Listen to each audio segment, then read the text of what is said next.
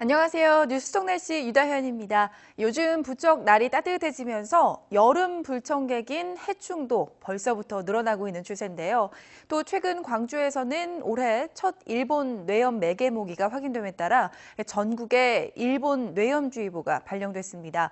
일본 뇌염은 전염성이 매우 강한 전염병으로 예방을 하는 것만이 가장 좋은 방법인데요.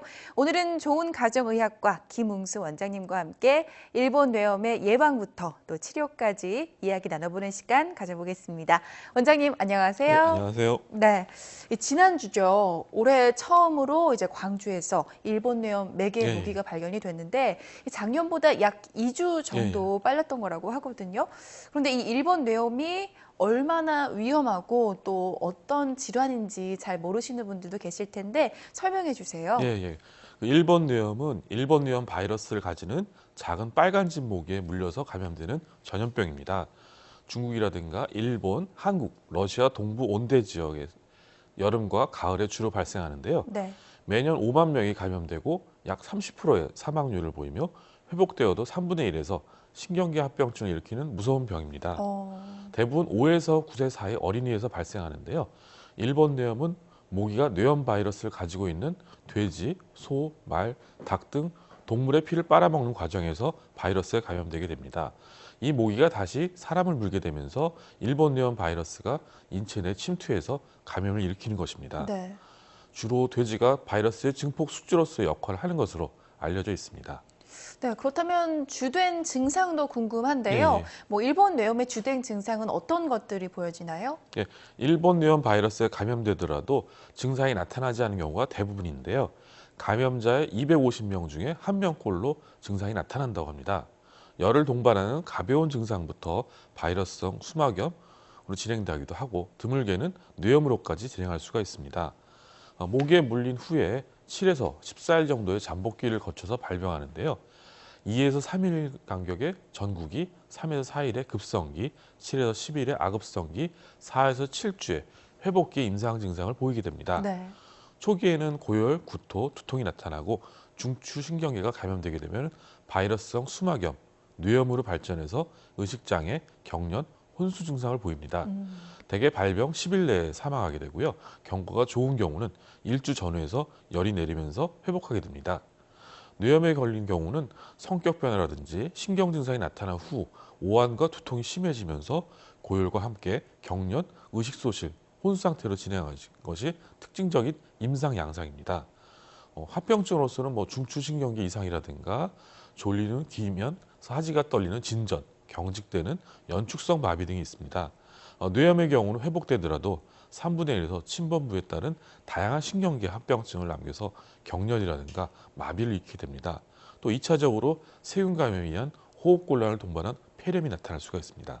네. 뭐 치료의 가장 좋은 방법은 아무래도 이제 예방일 텐데요. 네. 뭐 아동이나 청소년의 경우에는 특히나 이런 질병에 취약하잖아요. 예. 그렇기 때문에 아무래도 예방 접종을 받는 게 필수일 것 같은데, 뭐 나이와 상관없이 치료를 받을 수 있는지, 그러니까 예방 접종이 가능한 건지, 또 만약에 접종을 하게 된다면 어디서 어떻게 받아야 하는지도 궁금합니다. 예, 알려주시죠. 예. 그 생후 6에서 12개월까지는 모체로부터 받은 면역의 효과를 기대할 수 있지만은 생후 12개월부터는 일본 뇌염에 대한 면역이 사라지게 됩니다. 따라서 12에서 24개월 사이에는 예방 접종이 시작돼야 하고요. 일본 뇌염 백신에는 마우스 뇌조직 유래 불활성화 사백신과 햄스터 신장 세포 유래 약독화 생백신 두 가지가 있습니다. 네. 일본 뇌염 사백신은 생후 12에서 23개월 기간 중에 7에서 30일 간격으로 2번 접종하고요. 2차 접종 12개월 후에 3차 접종을 실시합니다. 또 만 6세, 또 만 12세 각각 1회씩 추가 접종합니다. 일본 뇌염 생백신은 생후 12에서 23개월에 1차 접종하고요. 12개월 후에 2차 접종하게 됩니다. 불활성화 사백신과 약독화 생백신은 서로 교차 접종은 권장하지 않습니다. 즉 사백신으로 시작했으면 사백신으로 끝나고 생백신으로 시작했으면 생백신으로 마무리해야 합니다.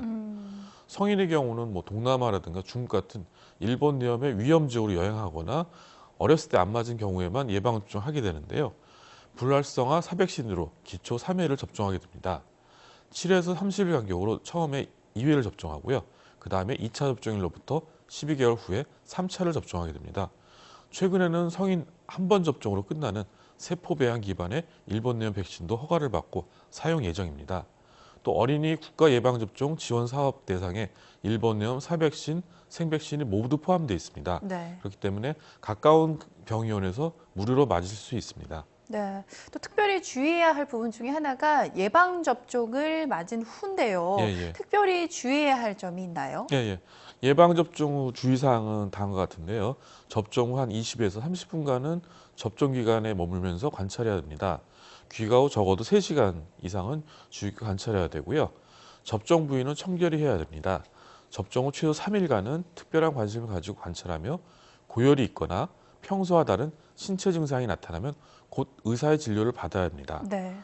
예방접종 부위의 통증이라든가 발적, 압통, 부종이나 약간의 두통, 근육통, 발열, 오심 같은 가벼운 이상 증상은 일반적으로 볼 수 있고요. 2, 3일 정도 지켜볼 수도 있습니다. 하지만 이런 증상들이 심해지거나 또 계속 지속되는 경우라든가 또는 다른 전신 이상 반응이 나타나는 경우는 즉시 의료기관을 방문해야 합니다. 네. 일본 뇌염의 경우 가장 무서운 게요. 자칫하면 목숨을 잃고 또 심한 후유증을 예, 예. 남긴다는 건데요. 만약에 이렇게 뇌염에 걸리게 된 경우 어떻게 치료를 받아야 하는지요? 일본염에 대한 특별한 치료법은 없고요. 각각의 호흡장애라든가 순환장애, 세균감염 등에 대한 각각에 대한 대증요법 치료를 해야 됩니다. 뇌부종으로 인한 뇌압 상승이 있을 때는 하이드로코르티존이나 마니톨 등을 투여해야 되고요. 그 밖에 글리세롤, 유리아 등을 사용합니다. 탈수에 대비해서는 수액이라든가 전해질 요법을 실시하고요. 저온 요법으로 세포의 산소 요구량을 감소시켜 주게 됩니다. 경련이 있을 때는 항경련제를 투여해야 되고요. 또 고열에는 해열제를 투여해야 됩니다. 환자라든가 환자와 접촉한 사람에 대한 격리나 특별한 조치는 필요 없습니다. 연령이 낮을수록 증상이 심해지면 또 유아라든가 노인의 예후가 좋지 않으며 또한 열이 41도 이상 됐을 때 그럴 경우에도 예후가 좋지 않습니다. 네. 이제 나들이 하기 좋은 날씨가 되면서 뭐 산이나 또 강으로 캠핑 가는 캠핑족들도 예, 예. 늘었습니다. 일본 뇌염을 방지하기 위해서는 어떤 것들을 좀 조심을 하면 될까요? 예, 아무래도 야외 활동과 캠핑을 많이 하는 시기에는 반드시 모기장 안에서 잠을 자야 합니다. 모기약이라든가 모기향, 매트 사용도 도움이 될 수 있고요. 또 모기는 냄새를 좋아하기 때문에 샤워를 자주 하고 진하진 향수나 화장품 사용을 자제해야 합니다. 긴 팔에 긴 바지를 입고 노출 부위를 최대한 줄여줘야 하고요. 옷은 너무 달라붙지 않고 또 좀 두꺼울수록 좋습니다. 네. 또 노출되는 피부에는 곤충 기피제를 바르고 이것이 4시간 정도 효과가 지속되기 때문에 4시간 이상 자주 바르도록 해야 합니다. 예. 네. 마지막으로 일본 뇌염을 방지하기 위해서 이제 각 가정에서 지켜야 예. 할 어떤 수칙들이 있다면 소개를 해주시죠. 아무래도 6월부터 10월까지는 이 모기 활동이 활발한 시기입니다. 그렇기 때문에 가정 내에서는 방충망이라든가 또 모기장을 사용해야 하고요. 모기가 왕성하게 활동하는 해가 진 무렵 특히 오후 7시부터 9시라든가 새벽, 오전 4시부터 9시 사이에는 외출을 자제해야 합니다. 불가피한 야외 활동 시에는 모기에 물리지 않도록 주의하고 긴 소매라든가 긴 바지 옷을 착용해야 합니다. 아울러서 일본 뇌염 예방접종이 되는 생후 12개월에서 만 12세 사이 아동들은 표준 일정에 맞춰서 예방접종을 받아야 합니다. 또 주변에 모기 유충이 서식지가 될 수 있는 물 웅덩이는 없애거나 또 소독을 실시해 줘야 합니다. 네, 잘 알겠습니다. 오늘 말씀 고맙습니다. 날이 점차 풀리는 3월은 겨울에 낳은 모기알이 가장 많이 부화하는 시기라고 합니다. 이때 기온이 높을수록 부화 속도가 빨라져서 모기 성충으로 자라는 개체수가 증가하게 되는데요. 올 봄에 워낙 예년보다 따뜻한 날씨가 빨리 찾아왔기 때문에 모기가 생장하기에 좋은 날씨였던 만큼 모기 활동 시기도 한두 주 정도 당겨질 것이란 이야기도 나오고 있습니다. 나들이 가시기 전에 오늘 말씀드린 예방수칙 꼭 준수하셔서 활동하시기 바랍니다.